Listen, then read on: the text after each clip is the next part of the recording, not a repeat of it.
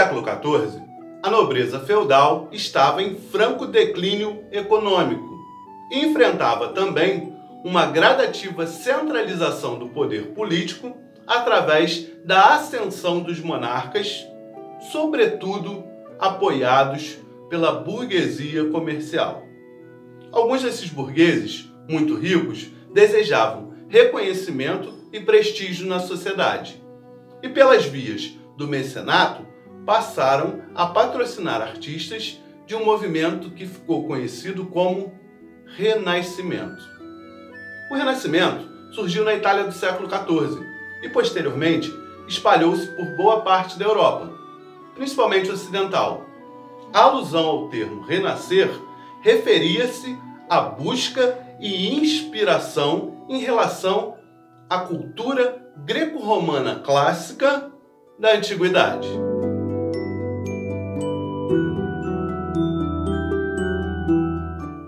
Podemos destacar como características desse movimento, dentro do contexto histórico-cultural, o antropocentrismo, que considerava o homem o centro do cosmos e sugeria que o homem deveria ser o centro das ações, das expressões culturais, históricas e filosóficas. O humanismo, que valorizava um saber crítico, voltado para um maior conhecimento do homem e uma cultura capaz de desenvolver as potencialidades da condição humana. O cientificismo, que enfatizava as pesquisas para dar sentido aos fenômenos naturais e às leis que movem a natureza, pela valorização da observação, investigação científica e experimentação.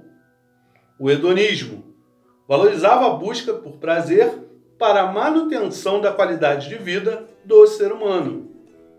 O racionalismo considerava a razão como o único caminho para acessar o conhecimento. O individualismo.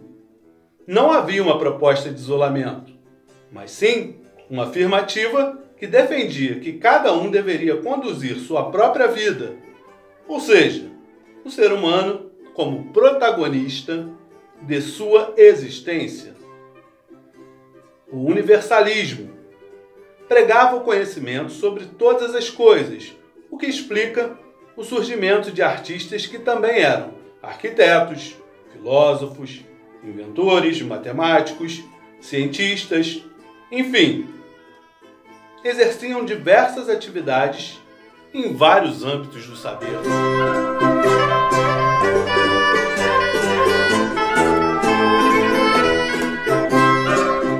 A criação de Adão, de Michelangelo, é um afresco pintado no teto da Capela Sistina, no Vaticano, e pode ser considerada uma síntese renascentista entre fé e razão.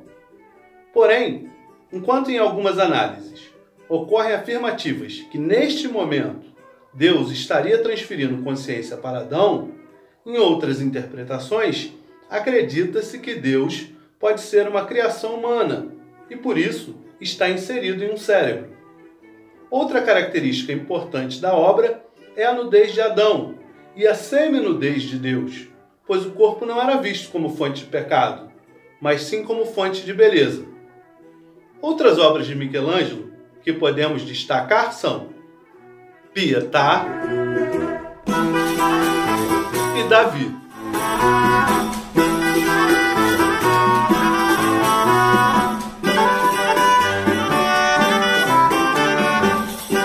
Neste quadro comparativo, podemos estabelecer algumas diferenças entre o pensamento do medievo e da Renascença. Na Idade Média, prevaleceu o teocentrismo, ou seja, Deus no centro do universo, Deus no centro do cosmos.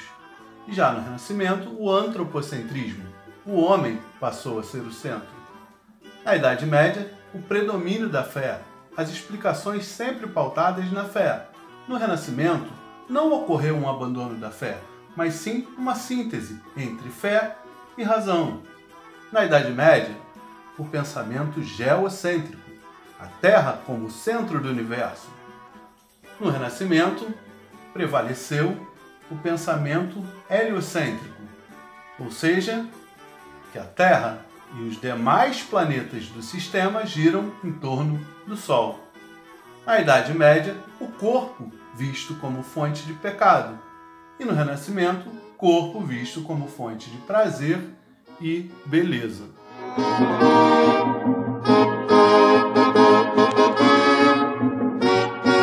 No período renascentista, ocorreram importantes mudanças no campo artístico.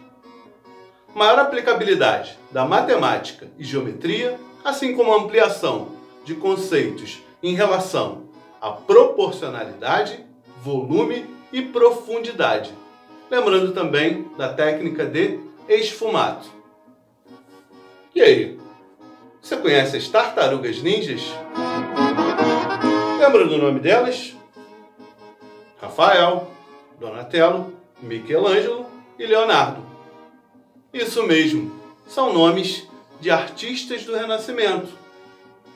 Será que o criador das tartarugas ninjas era fã deste movimento? Provavelmente sim.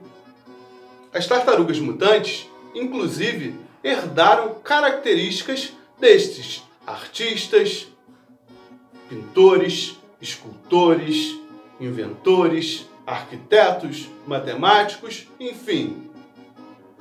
Os renascentistas eram multitarefas. Leonardo, sério e espiritualizado. Michelangelo, irônico e debochado.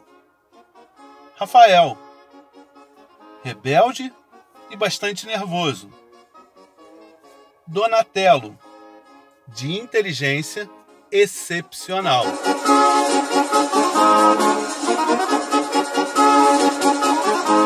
Vamos voltar às análises de outras obras do Renascimento? Então, vamos ver agora 3 importantes obras de Leonardo da Vinci. A Última Ceia é uma ótima obra para a compreensão de diversas técnicas utilizadas pelo pintor, e muitas delas ligadas diretamente ao renascentismo.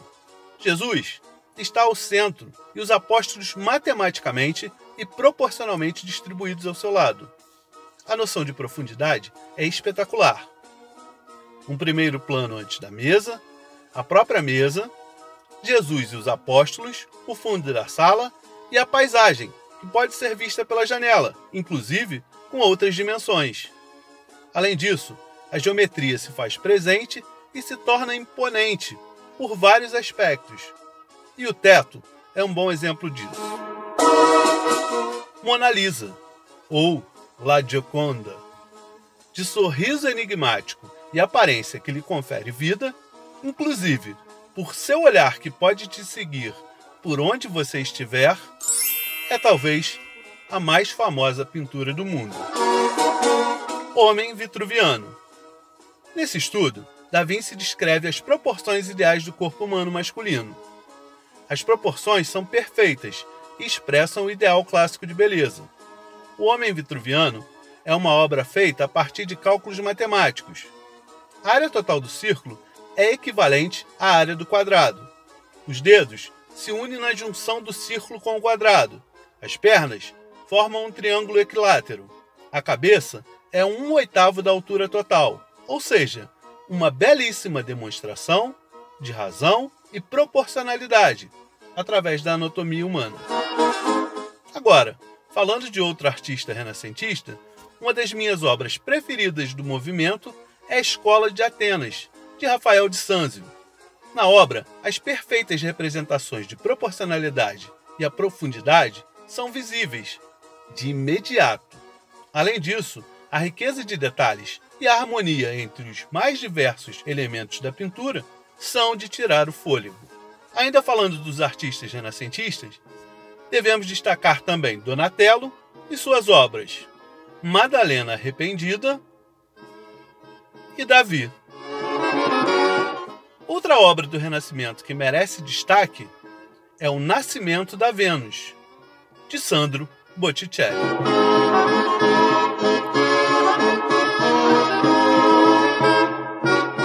Com o aperfeiçoamento de seus cálculos matemáticos e a ajuda de um telescópio, Galileu Galilei conseguiu comprovar que a Terra e os demais planetas do sistema giram em torno do Sol. Assim, ele quebrou a teoria geocêntrica.